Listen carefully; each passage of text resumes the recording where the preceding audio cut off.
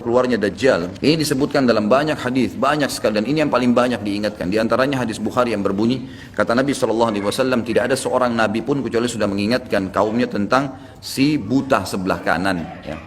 Jadi memang dia cirinya buta sebelah kanan. Dajjal memiliki ciri khas, rambutnya keriting, kemudian kulitnya mendekati hitam. Ya. Jadi sawo matang, badannya kekar, kemudian dahinya lebar, ya, dan mata kanannya rusak seperti anggur yang sudah rusak. Dan kata Nabi SAW, ingatlah dia akan mengaku sebagai Tuhan dan ketahuilah Tuhan kalian Allah tidak buta sementara dia buta. Kemudian orang-orang pada bertanya, ya Rasulullah, bagaimana bisa orang mengikutinya? Kata Nabi SAW, pada saat itu dunia akan ditimpa kelaparan dan Dajjal memiliki bergunung-gunung makanan. Ini bahasa wahyunya begitu. Allahu alam seperti apa, yang jelas dia bergunung-gunung memiliki makanan. Dan dia akan melewati seluruh muka bumi ini. Tidak ada satu tempat pun kecuali dia akan lewati, kecuali Madinah dan Mekah. Itu yang dia tidak bisa masukin. Dajjal akan membuat kerusakan di muka bumi 40 hari. Satu hari pertama seperti setahun, satu hari kedua seperti sebulan, hari ketiganya seperti sepekan, dan sisa harinya seperti hari-hari kalian. Dan ini kemungkinan kata sebagian ulama, dia akan menggunakan teknologi yang ada sekarang. Karena Nabi SAW mengatakan, akan keluar Dajjal dari wilayah Yahudiyah di Khurasan. Wilayah Yahudi ini subhanallah, sekarang di Iran ada satu perkampungan namanya Yahudiyah, diberikan nama itu, dan mayoritas penduduknya orang Yahudi. Kata Nabi SAW, Dajjal akan keluar dari wilayah Yahudiyah di Khurasan. Khurasan itu Iran, gitu kan? Dan sekarang ini sudah ada, semua ini ada. Tidak mungkin salah sabda Nabi SAW. Dikatakan akan keluar dan diikuti dengan 70.000 orang Yahudi. Dan sebagian ulama hadis mengatakan pada saat itu teknologi sangat canggih seperti sekarang, lebih canggih lagi. Dan setiap kali kata Nabi SAW dia memasuki sebuah wilayah dan orang-orang beriman padanya, maka wilayah itu akan subur, turun hujan dari langit, perkebunan, peternakan semua akan subur. Dan setiap wilayah yang ditinggalkan oleh Dajjal tidak mau beriman, maka akan susah, hujan tidak turun dari langit, hasil mereka mengurang dan seterusnya. Jadi memang ini sabda Nabi SAW disuruh kita menghindar, bukan melawannya. Dajjal akan terus membuat kerusakan di muka bumi dan banyak sekali pengikut-pengikutnya. Kata sebagian ulama hadis, beritanya akan merambat sangat cepat dan banyak pengikutnya karena menggunakan media. Kemungkinan menggunakan media kayak kita sekarang merambat luar biasa, mudah ditangkap informasinya. Dajjal akan dikenal oleh orang-orang. Jadi orang-orang akan banyak yang tidak beriman sama Allah, yang munafik, semuanya ikut. Termasuk ada yang mengaku Islam tapi munafikin menjadi pengikutnya Dajjal. Ya. Kemudian Dajjal akan keliling terus di muka bumi sampai dia tiba di Madinah, dan dia tidak bisa memasuki kota Madinah karena di setiap pintu gerbangnya ada malaikat yang menghunuskan pedang. Ada 2 malaikat yang menghunuskan pedang dan menghadangnya, maka Dajjal pun tidak bisa masuk. Allahu alam bagaimana ini terjadi, tapi ini sabda Nabi SAW. Lalu Dajjal pun mencari gunung tertinggi yang ada di sekitar perbatasan Madinah. Sebagian ulama yang pernah saya tangkap bahasa mereka mengatakan batas Madinah yang paling mudah dijangkau dan masuk adalah Wadi Aqiq. Wadi Aqiq sebuah lembah yang kebetulan dulu berada di depan kampus kami. Gitu kan. Jadi di situ dianggap kalau sudah keluar dari situ berarti sudah keluar dari wilayah haram itu sendiri. Allahu alam, ini ijtihad tentunya. Tapi yang jelas Dajjal akan naik ke atas sebuah gunung, kemudian dia berkata kepada para pengikutnya, apakah kalian melihat istana putih itu? Maka mereka semua melihat ke arah Masjid Nabawi. Lalu mereka mengatakan, iya. Kata Dajjal, itulah istananya Muhammad yang aku tidak bisa jangkau. Dan subhanallah, sekarang Masjid Nabawi warnanya seperti istana putih, gitu kan? Tanpa disadari menggunakan marmer putih besar. Begitu juga dengan perluasannya nanti. Memang kalau dari kejauhan seperti istana yang sangat mewah, gitu kan? Ringkas cerita, Dajjal pun akhirnya sebelum pergi, dia sempat menyentakkan kakinya, kata Nabi SAW, sehingga membuat terjadilah gempa di Madinah dan membuat seluruh orang munafik di Madinah keluar jadi pengikutnya. Jadi gempa, dan hanya tinggal di sana orang-orang beriman. Hanya tertinggal di sana orang-orang yang beriman. Lalu keluarlah, sebelum Dajjal pergi, keluarlah satu anak muda yang kata Nabi SAW orang terbaik pada saat itu. Orang yang paling luar biasa imannya. Maka Dajjal pun menangkapnya segera dan mengatakan, saya Tuhanmu. Maka orang tersebut mengatakan, kau adalah Dajjal yang telah diceritakan oleh Nabi SAW. Karena dalam hadis yang lain dikatakan setiap orang mukmin bisa melihat di dahinya tulisan kafara yang berarti kufur. Dia bisa membaca bahasa Arab atau tidak, tapi dia akan bisa membaca dengan hikmah Allah. Matanya orang mukmin bisa melihat itu sehingga dia tahu ini adalah Dajjal. Kemudian Dajjal pun mengambil gergaji dan membelah 2 dari kepala sampai kemaluannya, sehingga anak muda itu terbelah 2 dan Dajjal melewati tengah-tengahnya dan seluruh pengikutnya bersorak-sorak. Lalu Dajjal berkata, bangkitlah, bangkit kembali bersatu. Lalu kata Dajjal, apa kau sudah yakin saya Tuhanmu? Maka anak muda itu mengatakan, justru saya tambah yakin kau adalah Dajjal. Setelah itu dia berusaha membunuhnya tapi dia tidak mampu lagi, Allah sudah selamatkan. Maka Dajjal pun meninggalkan lokasi tersebut. Lalu puncaknya Dajjal menuju ke Palestina, dan dia akan bermarkas di sebuah tempat namanya Babulut. Babulut dalam hadis. Dajjal akan menuju ke sana, dan sementara dia menuju ke sana, setiap wilayah yang dia lewatin, salah satunya disebutkan dalam hadis Bukhari adalah dia akan melewatin satu wilayah yang sangat banyak masyarakatnya. Ya Allahu a'lam ini di mana? Apakah di wilayah Cina, apakah di pokoknya masyarakat komunitasnya paling besar. Kita tahu sekarang Cina sama India ini tempat yang sangat luas.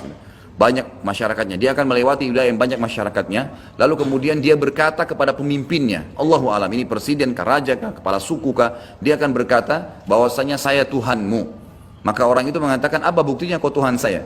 Dia bilang, bagaimana kalau saya hidupkan kedua orang tuamu? Apa kau akan percaya saya Tuhanmu? Maka orang itu berkata, tentu saja. Ada Dajjal, tunjukkan kuburannya, ditunjuk kuburannya, lalu Dajjal mengatakan, keluarlah. Maka keluarlah orang tuanya dan berkata ibu ayahnya, ikutlah pada ini karena dia adalah Tuhanmu. Maka akhirnya kepala suku atau kepala negara itu pun menyatakan ikut dan seluruh masyarakatnya ikut. Maka Nabi SAW sudah membongkar buat kita itu. Berkata apa? Itulah dua syaitan yang menjelma untuk menipu manusia. Dan itu puncak terakhir sekali sebelum Dajjal menuju ke Israel. Lalu kemudian dia menuju ke Palestina, tapi tidak disebutkan Israel, dikatakan Palestina dalam hadis. Lalu menuju ke sebuah wilayah yang namanya Babulut tadi. Lalu Dajjal berpesta pora di sana dengan pengikut-pengikut yang mentuhankan dia. Dia berikan makanan, kaya raya, segala macam dia bisa lakukan, fitnah, gitu kan. Akhirnya keluarlah pada saat sementara dia berjalan ke Babulut dan tiba di Babulut, keluarlah di Madinah Mahdi. Dan Mahdi ini adalah keturunan Nabi SAW tadi saya bilang, keluar dari Madinah, kemudian Allah memperbaiki dia dalam sehari semalam. Kata sebagian ulama hadis, Allah berikan petunjuk sehingga dia menjadi baik langsung, gitu kan. Tadinya dia faham agama tapi belum diaplikasikan, sekarang dia langsung Allah SWT ubah menjadi orang yang saleh dalam sehari semalam. Lalu kemudian dia jalan, ada banyak riwayat yang menyebutkan ciri-cirinya. Di telapak tangannya ada seperti bekas ya, tanda lahir. Tapi yang jelas yang paling mendasar mirip dengan Nabi SAW, alisnya seperti busur panah, kulitnya putih, orangnya tinggi, besar, kekar, gitu kan. Dan tadi turunan Nabi SAW namanya Muhammad bin Abdullah.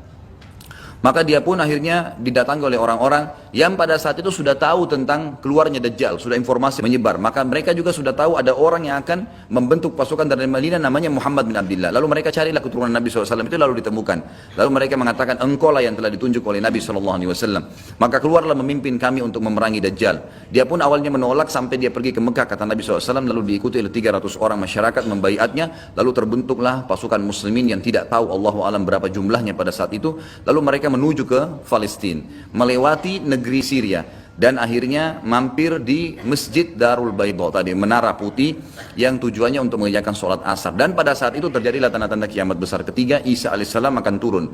Kata Nabi SAW, Isa alaihissalam akan turun, rambutnya basah, meneteskan air, dan memegang dua sayapnya malaikat. Sebagian ulama hadis mengatakan pada saat itu kaum mukminin akan melihat malaikat yang membawa Isa alaihissalam. Kemudian dia turun dan dia masuk. Kemudian kata Nabi SAW, Mahdi adalah salah satu orang yang Nabi sholat jadi makmum di belakangnya. Karena waktu turun Nabi Isa, orang sudah tahu semua ini akan turun. Lagi berkumpul gini mau sholat, pas mau iqamah sholat, Isa AS turun. Dan orang-orang sudah mengatakan Isa sudah datang. Jadi informasi pasti, bukan lagi yang diragukan. Bukan masih nebak ini Isa atau bukan, mereka sudah tahu. Lalu kemudian Mahdi mengatakan, silakan memimpin, hai Nabiullah. Kata Nabi Allah, imam dari diri kalian, dari kalian sendiri, dari kaum muslimin. Maka akhirnya dia pun menjadi imam. Kemudian terbentuklah pasukan tersebut, tiba di Babulut. Pada saat tiba di Babulut, ya, tiba di Palestina, maka Dajjal tidak tahu yang datang ini siapa. Disebarkan berita oleh pengikutnya mengatakan, hai Dajjal, sudah datang pasukan yang ingin memerangi kita. Lalu Dajjal mengatakan, siapa yang berani mengalahkan saya? Siapa yang bisa? Bukakan pintu gerbang, kita tantang. Dia nggak tahu kalau Isa alaihissalam yang datang. Dia sengaja nunggu di pintu gerbang untuk menunjukkan, mendemonstrasikan kemampuannya di depan para pengikutnya. Ternyata waktu dibuka pintu gerbang, Isa alaihissalam di depan pasukan muslimin. Dan akhirnya begitu melihat Isa, dia coba melarikan diri dan badannya meleleh seperti melelehnya lilin, gitu kan?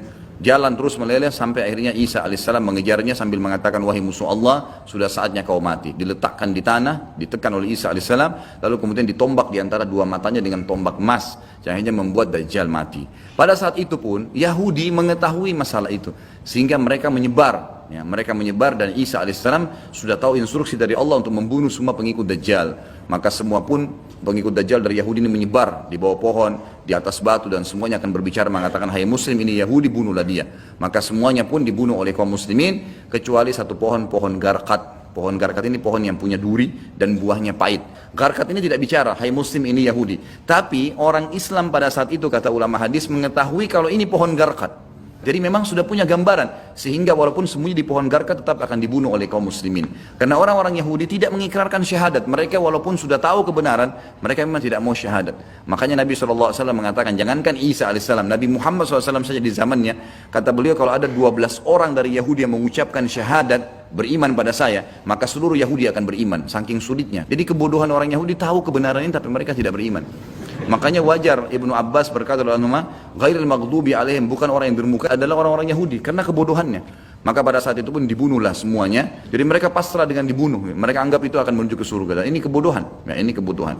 Maka pada saat itu selesailah urusan orang-orang Yahudi ini, dan Isa alaihissalam akan memimpin di muka bumi selama, ada riwayat mengatakan 7 tahun, ada yang mengatakan 40 tahun. Membuat keadilan, dan Isa akan membunuh semua babi, menghancurkan semua salib, dan tidak ada rumah satupun, kata Nabi SAW, di muka bumi kecuali akan masuk ke dalam Islam, baik dalam keadaan mulia ataupun terhina. Jadi sudah tidak ada, seluruh muka bumi ini akan jadi Islam pada saat itu.